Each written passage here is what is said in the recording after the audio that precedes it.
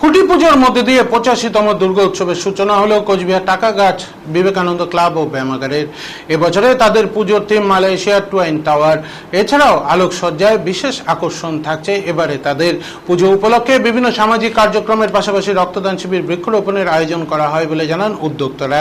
তাদের এবারের বাজেট 25 লক্ষ টাকা। তাদের আশা, পুজোয় বিপুল সংখ্যক জনসমাগম হবে।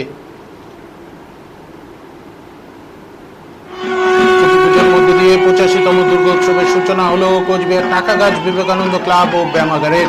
এবছরে তাদের পুজোর থিম মালয়েশিয়ার টুয়াইন টাওয়ার। এছাড়াও আলোকসজ্জায় বিশেষ আকর্ষণ থাকছে এবারে তাদের পুজোতে।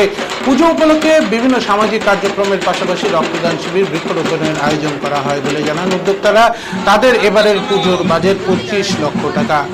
এবারে তাদের পুজোয় বিপুল সংখ্যক জনসমাগম হবে বলে আশাবাদী উদ্যোক্তারা।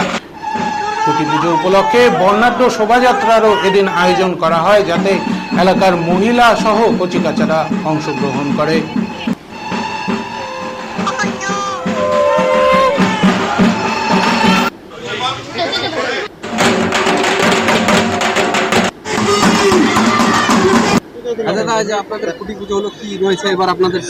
সবাইকে নমস্কার। টাকাগাছ বিবেকানন্দ ক্লাব ও ব্যায়ামাগারে 85তম দুর্গা উৎসব। আমাদের এখানে মালয়েশিয়া টুইন টাওয়ার থাকছে। এবার উচ্চতা 100 ফিট, চওড়া হচ্ছে 80 ফিট।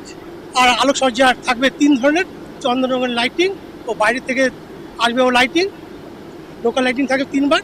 আর আমাদের এবার মহিলারা অংশগ্রহণ করছে প্রচুর। আমাদের সবচেয়ে ভালো পূজা হবে এখানে, আশা করি।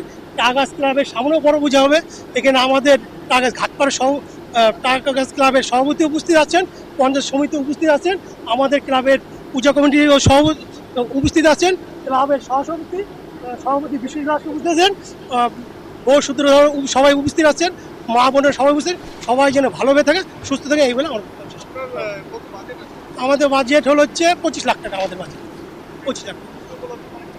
আমাদের এবার কাজ করছি, রক্তদান শিবির কিছু জায়গায় করা হলো, গাছ লাগানো এই ব্যবস্থা করা হলো। তারপরে হচ্ছে জল ভরে জল যাতে নষ্ট না হয় সে ব্যবস্থা করা হচ্ছে। প্লাস্টিক যাতে ইউজ না হয় সে ব্যবস্থা আমরা করতেছি। প্যান্ডেল সে ব্যবহার করবো না, এটাই করবো আমরা প্রস্তুতি 1 বছর থেকে আমরা প্রস্তুতি নিচ্ছি। তো এর কাজ শুরু হয়ে গেছে আমাদের।